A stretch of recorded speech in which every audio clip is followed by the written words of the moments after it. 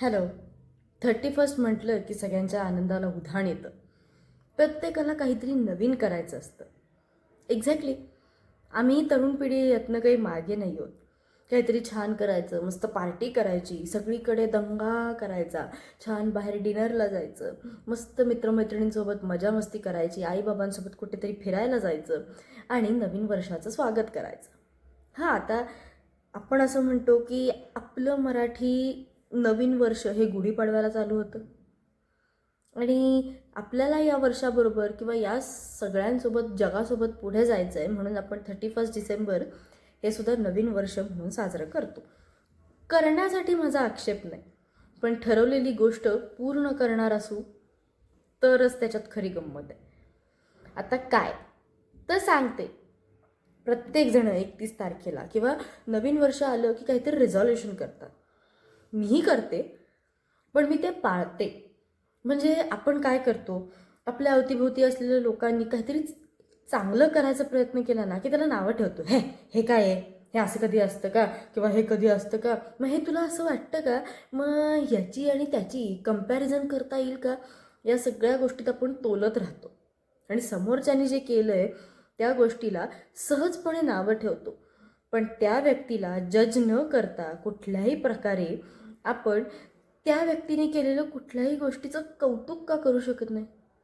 आपल्याला चांगलं बोलता येत नसेल तर किमान वाईट तरी बोलू नये ही शिकवण आपल्यावर लहानपणापासून आहेच ना.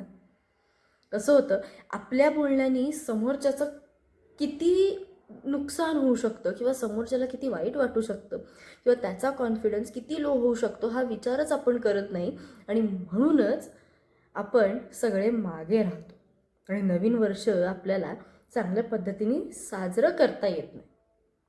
तर मला हे सांगायचं या व्हिडिओतून की आपण प्रत्येकाने ना यावर्षी एक रिझॉल्युशन करूया की समोरच्याने काहीतरी चांगलं केलं किंवा काहीही छान केलं ना, तर आपल्याला ते पटत नसलं किंवा आपण त्याच्यावर जरी जेलस होत असलो तरीसुद्धा किमान त्या व्यक्तीचा कॉन्फिडन्स खराब होऊ नये, लो होऊ नये यासाठी आपण प्रयत्न करूया. आपण त्या व्यक्तीचं थोडंसं कौतुक केलं तर त्या व्यक्तीला कायम आनंद होतो. असं म्हणतात, कौतुक करताना चार चौघात करा आणि चुका दाखवताना एकांतात दाखवा की जेणेकरून पुन्हा त्या व्यक्तीचा कधीच लो कॉन्फिडन्स होणार नाही. मी पण एक रिझॉल्युशन केलं आहे.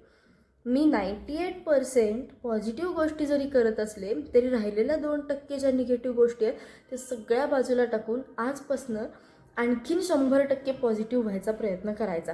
असं म्हणतात की सगळेजण काही परफेक्ट असतात असं नाही आणि no one is perfect. In fact perfect नसावं तरच खरी मजा आहे. पण प्रयत्न करावे. एखादी गोष्ट करण्यासाठी आपण छान प्रयत्न केले किंवा त्या गोष्टीतनं आपल्याला छान मोटिवेशन मिळणार असेल तर आपण ती गोष्ट कधीही करावी. माणूस जेव्हा आनंदी असतो किंवा त्याचं आवडीचं काम करत असतो ना तेव्हा तो समाधानीच असतो आणि जेव्हा तो समाधानी असतो तेव्हा तो खरंच वरच्या या लेवलला पोचलेला असतो. त्यामुळे या नवीन वर्षात आपण सगळ्यांनी आपल्याशी, मनाशी, एकमेकांशी खूणगाठ बांधून ठेवूया की आपल्या प्रत्येक आलेल्या समोरच्या व्यक्तीला आपण कधीही डिमोटिवेट करणार नाही, कायम मोटिवेशन देत जाऊ.